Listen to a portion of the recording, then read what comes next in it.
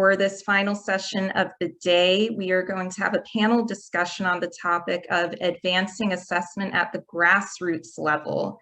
And I have four panelists who I am grateful that they're here to join us today. I think, do we have Akil Bello, Chelsea McCracken, Paul Muir, and Ali Privet?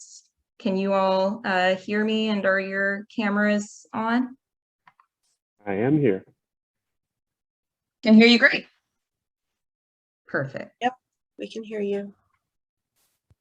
All right, and Paul, are you there? Yeah, sorry, yes, sorry. Yes. Oh, perfect. All right. Well, again, thank you so much. I'm just going to read each of your titles first. So Akil Bello is the Senior Director of Advocacy at Fair Test. Chelsea McCracken is the Research Director of the Coalition for Responsible Homeschooling. Paul Muir is the Head of Technology-Enabled Assessment at the British Council. And Ali Privet is a high school instructor and educational consultant. All of you have very prestigious, impressive resumes and bios, and rather than me go through and bore everyone by reading them, I'm going to ask a few questions that stood out to me as I was looking over your experiences and see if you can elaborate on those and interject however you'd like, any details about your role and experience that you'd like to share with the audience. So I will start with Akil. Looking over your past experience, it appeared to me that you spent the early part of your career helping students to navigate the barriers posed by standardized exams as a tutor. And also you were a founder of the company Bell Curves, whereas now it seems like you're working to remove those barriers altogether with your work at Fair Test. Does that sound kind of like a fair reading? And can you share any major epiphanies that have guided you from your early career to the work you're doing now? Sure, thanks for having me. I think you summarized it nicely. I mean, I've spent the last 30 years playing with standardized tests in a variety of ways, first with students, then with designing prep materials, then with running programs, and eventually that all leads me to, was I just nibbling at the edges, helping one student get past standardized tests, helping one school get past standardized tests seems like just nibbling at the edges. So the question is, are the way we're using tests writ large the right thing? Is the policy around testing the right thing? Is the use of assessments the right thing? So it moved me more and more into questions of policy and questions of larger impact. And that's sort of where I am today. Awesome. Thank you for sharing that. And I guess it's worth saying that I'm still a tutor. So for the last 30 years, I don't think a week have gone by where I hadn't sat down with a student around some test related to K through 16 admissions. Nice, thank you. Chelsea, the next question is for you. I wanted to share some statistic I found regarding homeschooling. The US Census Bureau has reported huge increases in homeschooling rates since the start of the pandemic.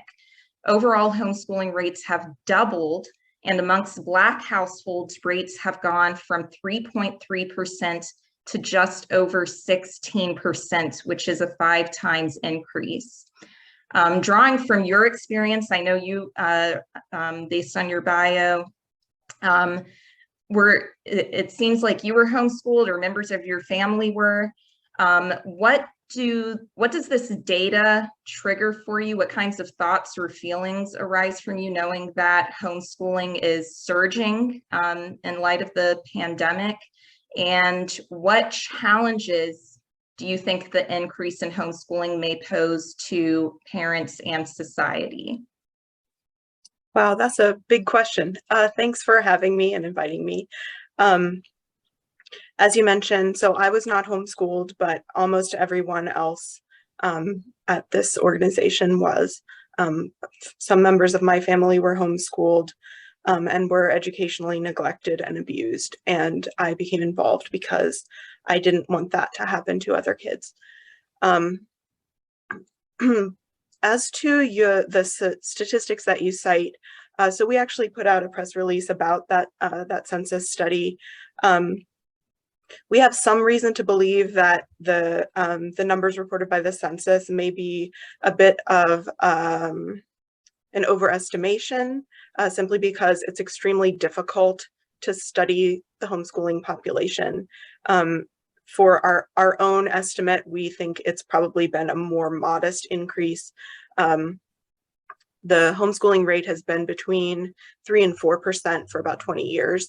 So we think at maximum it may be up to like 6%, but we won't know for a few more years until the NCES, which is the most reliable source of information on homeschooling, releases its results. But I will say at our organization, we do have, well, we are pro-responsible home education. And that means that we are happy for students who are being homeschooled in a responsible way. If that educational method is working well for them, maybe better than a school that wasn't serving their needs, you know, if they have a racist teacher, or if they are disabled and are not receiving the disability services that they need in school, homeschooling might be a much better option for them, and they may be a lot happier and do a lot better. On the other hand, a lot of the existing infrastructure around homeschooling relies on the extreme deregulation that took place in the late 80s and early 90s, and has never, our organization is working to make it a little bit more reasonable, but as it currently stands, there are basically no protections to ensure that homeschooled children don't slip through the cracks. There's very little to ensure that they are actually going to receive a good education. It all depends on the quality of the parents. There's no legal oversight. So our organization is working to increase the amount of legal oversight to ensure a basic minimum floor of educational quality for these new home educated children who are entering the space. Thank you. Did that answer all parts of your question? I think so. It definitely. We'll dig even deeper, but that definitely gives us a good introduction to kind of the work that you're doing and the purpose of the Responsible Homeschooling Coalition. So thank you for that. And we'll move on to Paul. I just wanted to give everyone a little bit of an understanding. So you're the head of technology enabled assessment at the British Council. Can you share for us, and especially those who are outside of the UK, what exactly the British Council's technology enabled assessment department does and what its goals are? Of course, yeah, hi. So yeah, the British Council is actually part of the UK government, so the equivalent of your State Department over in the US. And we deliver around 4.5 million exams a year around 140 countries, including exams such as the IELTS test that we own. So IELTS obviously is similar to TOEFL, or the main competitor to TOEFL. We own that, and my role is around the technology-enabled assessment strategy of those exams. So anything that involves technology in terms of delivery comes through me and my team, and I'm responsible for that, whether that's remote proctoring, whether that is deciding the strategy for how we deliver exams in places like Zimbabwe or Afghanistan, compared to how we deliver places like Singapore. So one of my passions and one of my things to talk about today is how do we make sure assessment, right from the grassroots level, right from that basic level, is designed in a way that can use technology, but also can be designed in a way that ensures that any candidate, no matter where they are, can access that assessment. So my outlook is very much international, very much global, and making sure we can adapt and deliver for those candidates. Awesome, thank you. And we're excited to have you here to give us a little bit of that policy-making perspective and hopefully bridge that with some of what's happening more at the grassroots level. And so my last introduction is for Allie Privet. And Allie, can you share a little bit about the framework that you've developed for learning. I know as an educational consultant, you've been instrumental in helping teachers and even workforce professionals redesign learning programs to meet the needs of their students and clients. Can you share a little bit about how you do that and what, if any, kinds of assessment tools that you use in that process? Absolutely. So thank you for having me. And yeah, so I've been on the field player in education, high school chemistry and physics teacher, done lots of leadership in the educational space as well. And my background's in like curriculum instruction. And so it kind of goes back to what Maureen shared in the keynote with the UBD understanding by design and really doing that backwards reverse engineering in terms of like, what are the essential questions that we want to answer and have that drive the assessment. And so like I learned that model in graduate school, and it was really transformative for me to kind of backwards design what are you trying to get out of this rather than like just moving forward without that plan. And so like that creating that roadmap for people is honestly the biggest way that I help people. It's not a naturally like intuitive way. And when presented with it, that framework to kind of intentionally design the learning experience from before you even start it is kind of like the field that I help other people play in. Awesome, thank you. There's a lot to delve into, and I wanted to go back to Akil. One thing you mentioned, Akil, in our back and forth over email, you mentioned that you support parents, teachers, and students opting out of any testing that does not function as a tool for learning. And I wanted to see if you could elaborate a little bit on what you mean. Does this mean that you think there is no place for any kind of summative assessment in the classroom, which may not be specifically used for learning, but for kind of assessing like at the end of a year or semester how far students have come? Or what is there a standard or a set of criteria that you think we should be looking at to determine whether or not a test does serve learning? So I think that what I mean by that is, first, and I'm gonna preface all of this by saying I'm very US centric. So Paul, you're going to correct me frequently and throw in the international perspective that I will just lack. But one of the things that's unique about the US is we have no centralization of our education system in any way, shape, or form. So the minute you, well, not in any way, shape, or form, it's a little hyperbolic, but we're just going to accept that and move on. But the minute you start creating standardized tests, you immediately create problems in the US.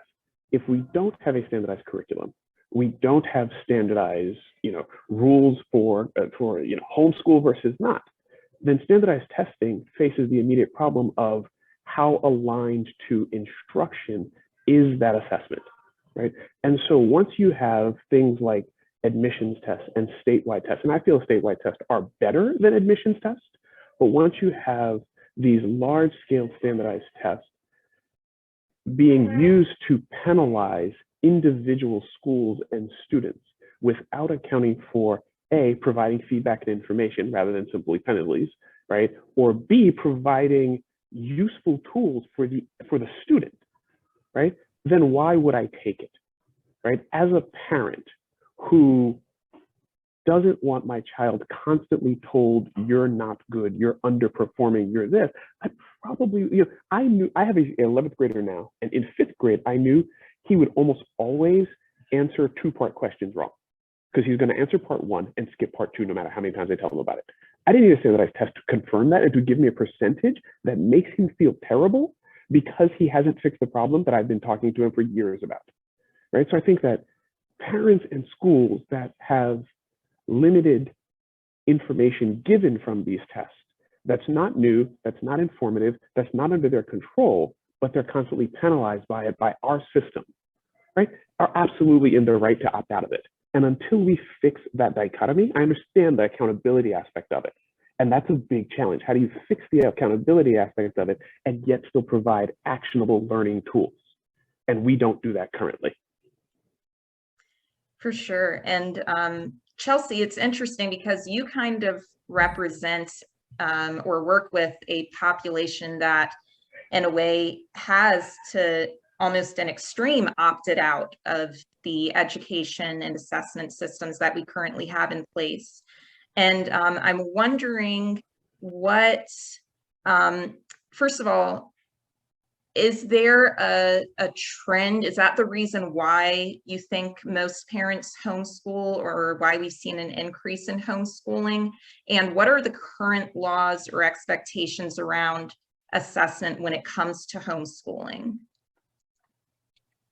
Those are great questions. And bear with me, this is a little bit complicated with homeschooling, but so in terms of why parents choose to homeschool, there's a general consensus that some parents choose to homeschool for ideological reasons. Some homeschool due to reasons concerned with pedagogy, and others homeschool for pragmatic reasons. So what that means is sometimes parents want to homeschool because they want to use the Bible as their children's English curriculum. Some homeschool because they disagree with the idea of tests, and some homeschool because they live too far from school. Those are sort of, examples of the different types of motivations. It's difficult because there is so little information on homeschooling. It's difficult to get a sense of what percentage each of those groups makes up of the homeschool population. I believe the sense is that the ideologues are the majority, but the pragmatic group is one that is steadily growing. The homeschooling parents who are the most concerned about things like testing and curriculum and educational theory tend to be a smaller percentage, but that's just impressionistic. There's not hard numbers on that. Another important distinction in why parents choose to homeschool is they may choose to homeschool from the beginning as a first choice because they love the idea of homeschooling. Others may choose homeschooling later as a second choice because they are having a negative experience with their current educational choice. So all of that is to say that, yes, there are some homeschooling parents who will pull their children out of school after having negative experiences related to tests. There are also homeschooling parents who will choose to homeschool from the beginning, perhaps because they themselves had a negative experience with tests growing up. But those motivations are not the primary reason that we know of that people homeschool, and they're likely to have many reasons that lead them to that choice, not just one. So that's the first part of your question. The second part of your question, what assessment looks like in homeschooling. Only about half of states have any requirement whatsoever that homeschooled children be assessed ever. So in half of states, there's no requirement that children ever undergo any kind of assessment. In the other half of states that do require some form of assessment, most of them have either workarounds where parents can choose a different type of homeschooling that doesn't have that requirement, or they don't require the test scores to be submitted in any way. So there's no legal system for ensuring that the assessment takes place, or there's no requirement for what happens after the assessment takes place if there's no required minimum score or anything like that. So there's only, I believe, 7 states where the assessment system, the assessment requirement has any sort of actual weight to it. So in most states, most children who are being homeschooled The only thing that ensures that they have any sort of assessment is their parents' level of responsibility and care. There's not really any other outside person who's going to come along and ensure that a child receives any sort of assessment. So in our organization, we know of many people who were, say, handed a math textbook and said, "Let me know when you're done," and that was their education. So no one ever sat down with them and was like, "Hey, do you understand what's going on here? Let's see how you're progressing in your learning and your understanding." It's just, do the textbook and then tell me you're done. That's what your assessment is.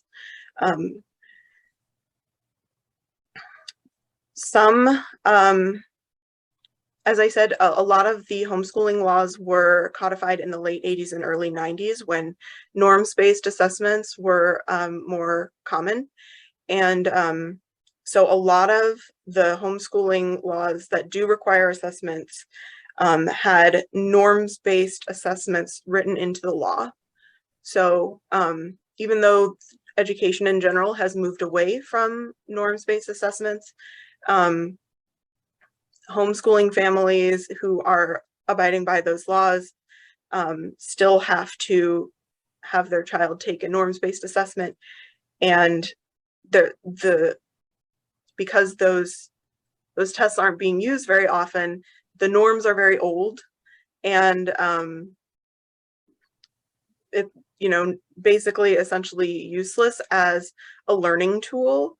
The homeschooling parents, when they use these tests, it's more to say, my child is fine. There's not really even a way to use them to assess a child's learning. We've contacted some testing organizations that administer some of these tests to try to get an example readout to see how a home educator could use this test readout as a learning tool to say, here's what the skills that my child is weak on. I should design my curriculum around reinforcing these skills. And there's, I think, only 2 testing companies that we were able to find that provide a readout that has even that kind of information on it.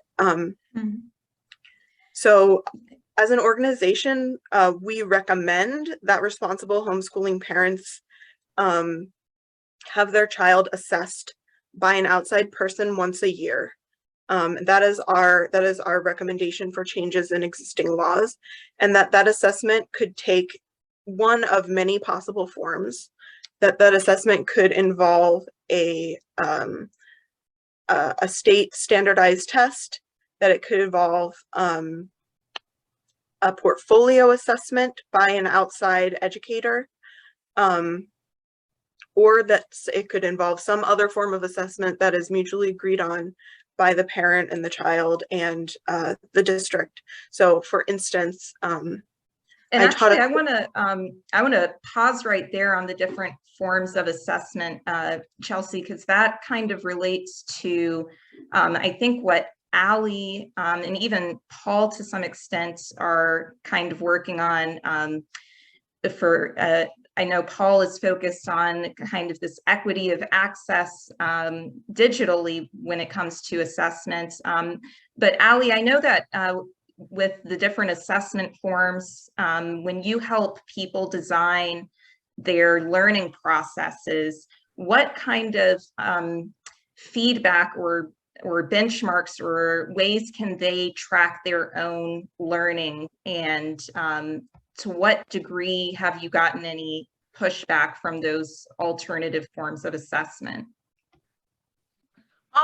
So when we talk about assessment from a really, really grassroots level, it's kind of being okay with a model that you didn't learn or experience in school. And so, right, there's, as the conference is beyond multiple choice, there's this idea that there's more richness in a feedback-based or a portfolio-based or some kind of presentation or formative data pieces that can enrich and kind of guide the learning process. So I'm a big fan of formative assessments and lots of data that can kind of give you, you know, a spark line or trend line type experience. And that's definitely like my science background here is like, we just need lots of data on learning, and not on the same end though, or I guess on the opposite end, you don't want to overburden with data. So it's like you want to take it and then have it move yourself forward. So one of the ways, even if in it you have some kind of summative assessment that you're creating for a learning experience, and even if you then move on from it, you have to kind of bookmark that and say, like, this is a moment in time that showcases where your learning is. Like, what are you going to do with it? I know in like my own classroom, we make use of objective sheets and like metacognition and like teaching kids how to think about their thinking.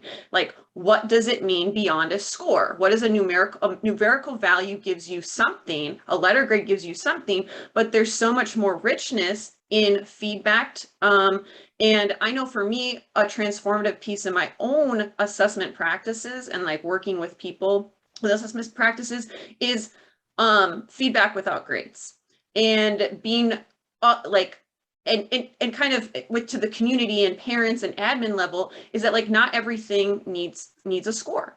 It doesn't require a score. That doesn't necessarily move the learning forward. It can impinge learning. And like I had never really, that was not an experience I ever had in school. Everything was graded, you know, that you turned in. And so I think being okay with learning for learning's sake and being okay with different data pieces is a way to kind of change the dialogue around assessments beyond a standardized or traditional testing model, or looking at what that score does to move you forward rather than like some kind of penalty or some kind of negative association with the score. So those are some of my thoughts around it. Gotcha. And Paul, I'm curious about your view. You have a little bit more of a bird's eye view from the policy level. How optimistic are you that we can make these kinds of changes to have these richer, deeper insights when it comes to assessment, and especially as it relates to education equity? What do you see as the thing that's needed to help us get there, or alternatively, what would prevent us from getting there? So I think I probably come at this from a slightly different angle. So a lot of what we do is high stakes assessment. So we have people, we have clients, we have people actually who are desperate for these assessments, and actually they want to do them. They, you know, they're a passport out of a country, they're a passport to a new career, and so actually a lot of the work we do is actually working with clients to try and understand what they want to do, how they want to assess people, what the best method of that is for that. And you know, prior to joining the British Council, I used to work in Saudi Arabia, helping change the curriculum there. I worked in the UAE doing a similar thing there as well. So I've been on the side of trying to design this, but now I'm on the side of trying to help make sure what we can design, we deliver in the most effective way. So the big thing for me is trying to make sure, I think I mentioned it right at the beginning, is how do we make sure that we can ensure wherever you are in the world that you have an opportunity to take an assessment, whatever method that is using. So is that using formative assessments? Is it using summative? Is it using e-portfolios to try and open up opportunities for people to get a qualification around, you know, in different parts of the world? So that's where I come from on this. We've seen huge strides. I think there's a question that I saw in the chat earlier on about, in the pandemic, what that did to change people's perceptions around assessment, how people then assess people, how people then secured that assessment as well through the use of things like remote proctoring and that type of methodology of delivery. So we have seen a huge appetite still for assessment. So we offer opportunities for people to to do these high stakes assessments in their own country, whereas before we offer global assessments in those countries rather than people having to travel as well. So we're all about opening up opportunities for assessment rather than reducing the amount of assessment, which I think some of my panelists are sort of saying, actually, do we need this assessment? Should we have it? I'm out there going, actually, yeah, we do. We need this. And that meets our clients' needs, but we recognize that the world is changing. We recognize the pandemic has changed people's responses and appetite for some kind of assessment as well. So we know the world is changing quickly. Yeah, thank you. And there definitely are a lot of perspectives. It's interesting to see because I think, especially in the US, we tend to struggle with kind of a severe pendulum shifts when it comes to a number of social issues, and maybe sometimes throwing the proverbial baby out with the bathwater. So it's good to hear from different perspectives of what we think is working and what we think needs to be changed. But also what needs to be preserved, because I think we've heard kind of both the problems that over-testing can create, but also the problems that a severe lack or total dearth of assessment can create as well. We're getting close to the end, so I think maybe just to close out, if we can do a round table, start with Akil, then Chelsea, Paul, and Ali. If you can just share kind of succinctly, what do you think is the purpose of school and the purpose of assessment to help kind of round out these different perspectives? And we'll end on that note. You're going to end on a small question. The purpose of school and the purpose of assessment, interesting. I think the purpose of school should be, and I think the purpose of school is confused these days, meaning we've come from a dearth of information into a society that has a wealth of information, and it's really a matter of how do you collate, learn, understand that information. I don't know that school has caught up to making that shift, right? So what is school? School should be helping students understand the world. Like, I'm going to leave it as kind of broad and simple and tree huggy like that. It should be helping develop children's understanding of the world and providing the tools to do that. Assessments, to me, provide an attempt at a numerical measure of learning, which I think is problematic and limited at best, because learning is well beyond what we can usually measure and quantify in the small ways in which we're doing it. So I think until we resolve some of those gaps, some of those problems with what is school, how are we doing school, what is assessment, how are we doing assessment, we're going to always end up in these same conversations. Mm-hmm.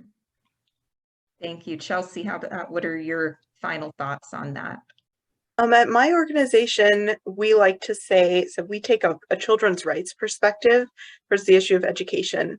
We like to say that the purpose of education is to prepare children for an open future, meaning that their education should open the world to them, whatever they choose to do with it. It should provide them with the tools to do whatever they want, rather than limiting them. And the purpose of assessment, I would say, is I taught this metaphor to a group of homeschooling parents a few years ago. If whatever your educational goal is, where you're trying to get to, if education is a journey, and you're trying to get to some goal, assessment should be your GPS. It should tell you what progress you're making towards your goal, or if you decide, you don't want to go towards that goal and you want to go somewhere else, it keeps you from getting lost. It gives you a positioning system of where you are with respect to where you've been and where you're trying to go. Awesome, thanks. And Paul?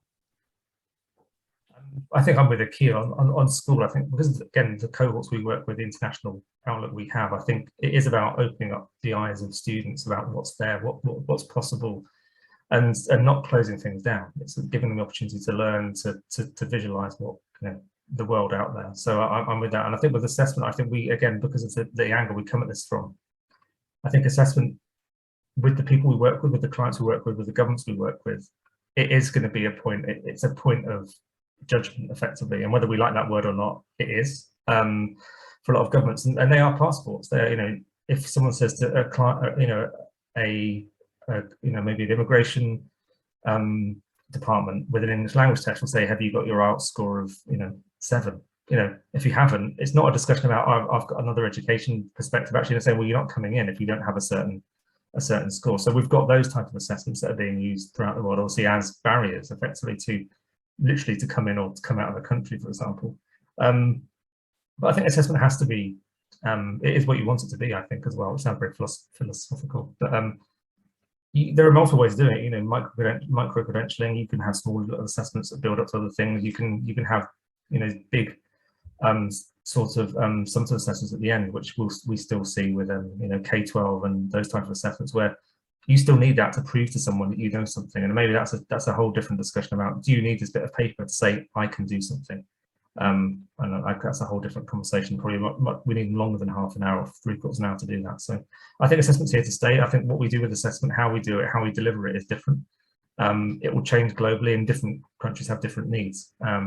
So I think it's interesting what the US, you know, US, obviously you guys have a decentralized system, and we see, and a lot of the countries we work with, is very, very controlled from the center. So we're again coming at it from a very different angle. But we're here on the journey. I'm interested to see where it goes post-pandemic, which is I think that has changed people's risk appetites around this assessment and how that's delivered and what people are expecting to see. So I think we've got an interesting next 12-18 months.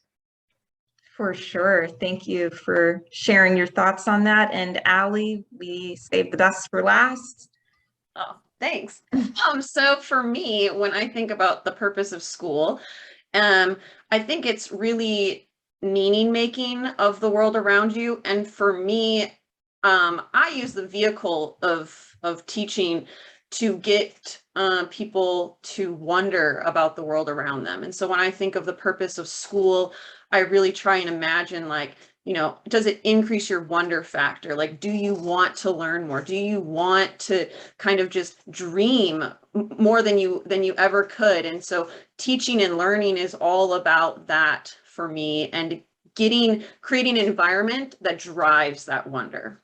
And in terms of assessment, I really like what Chelsea said in terms of the GPS, and mine is kind of along those lines of, it's providing feedback and giving you some kind of measurement, judgment, so to speak, whether you like that word, Paul, or not, but just that to see where are you at and in your progress to your goals. So assessment can have a positive connotation. It can have a negative connotation. I think the framing of assessment and what it's for and how it's guiding your learning is really how I see the purpose of it, in that we need to focus on it as a marker, as a feedback note when we can. And then for certain very technical or skills that require, like, you need to check a certain box in order to, you know, open up this door,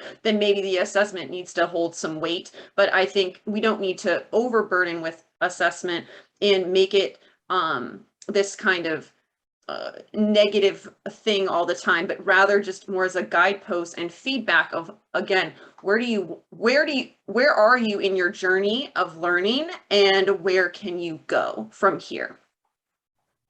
Sounds great. Thank you all so much. I actually heard a lot of commonalities in all of your thoughts and perspectives at the end. So that gives some hope that maybe moving forward and working together to create these kinds of education and assessment systems, we might actually have more in common than it initially appeared.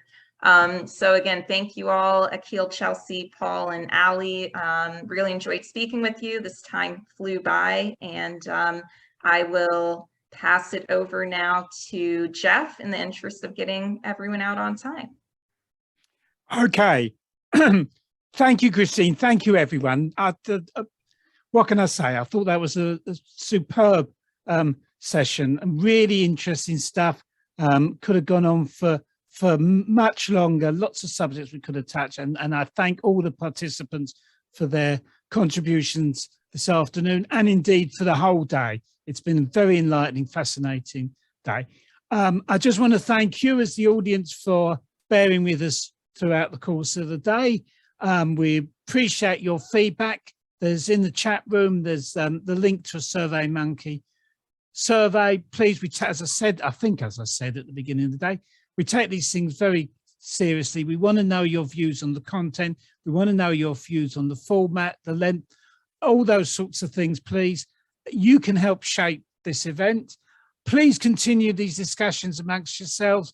Please join us again in November, where over 3 days we're going to be looking at some of the practical aspects of how we manage the process from change and risk management through to implementation of all of these technological solutions that are hanging around